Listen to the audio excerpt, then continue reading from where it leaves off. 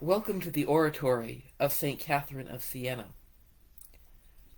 This is the second of the Saints in Times of Crisis, short talks on how Christians in the past have dealt with living during stressful times. Today, let us reflect on how C.S. Lewis, who was one of the greatest Christian thinkers of the 20th century, lived out his faith during the turmoil of World War II. Lewis was not a soldier on the battlefield. He was a man who fought a different kind of war, a war for hearts, minds, and souls.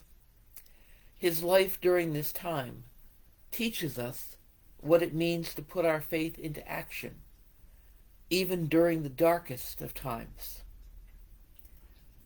During the war, Lewis used his gifts of intellect and communication to serve others.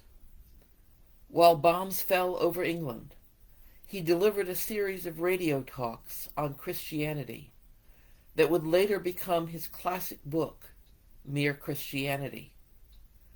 In those talks, Lewis brought the gospel to a nation desperate for hope.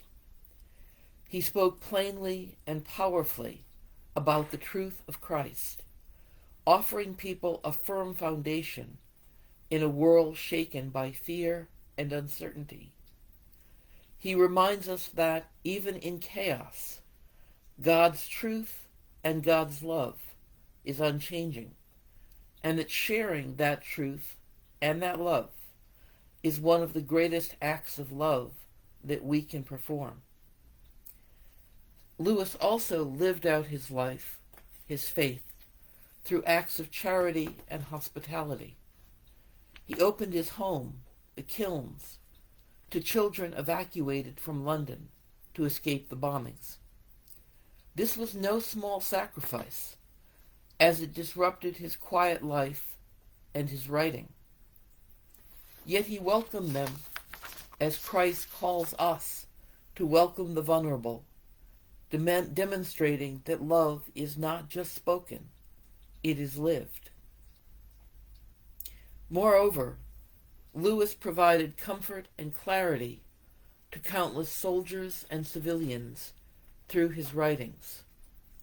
His essay, Learning in Wartime, addresses the question of why one should pursue education and intellectual activities during the crisis of war, or indeed in any crisis.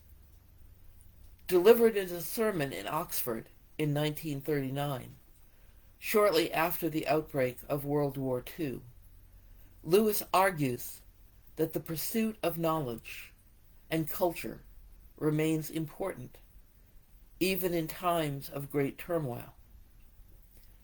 He begins by acknowledging the tension many feel between intellectual pursuits and the urgency of war.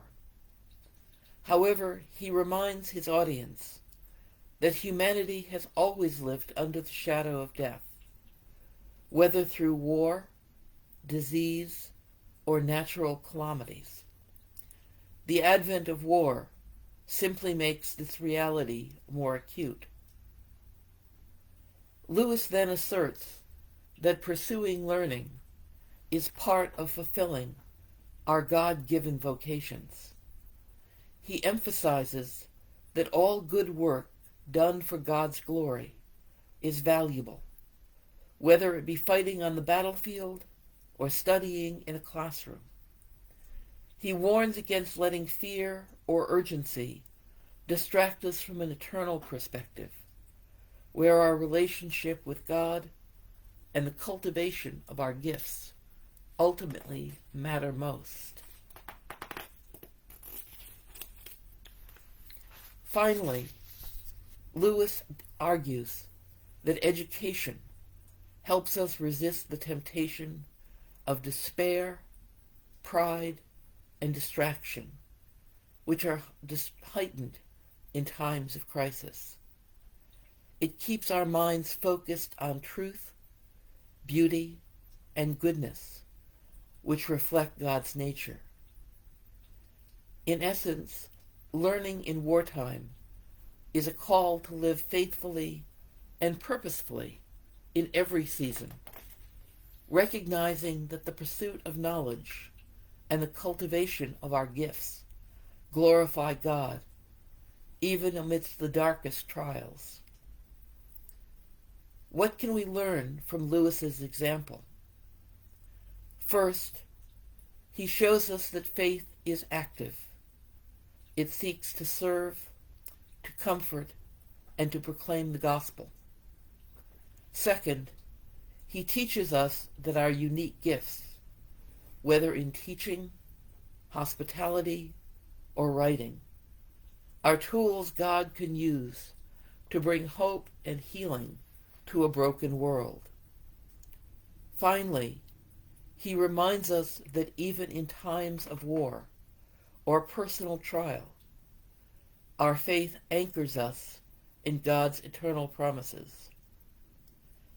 As we think today, let us ask ourselves, how can we, like Lewis, put our faith into action in the world around us, whether through our words, our service, or our love?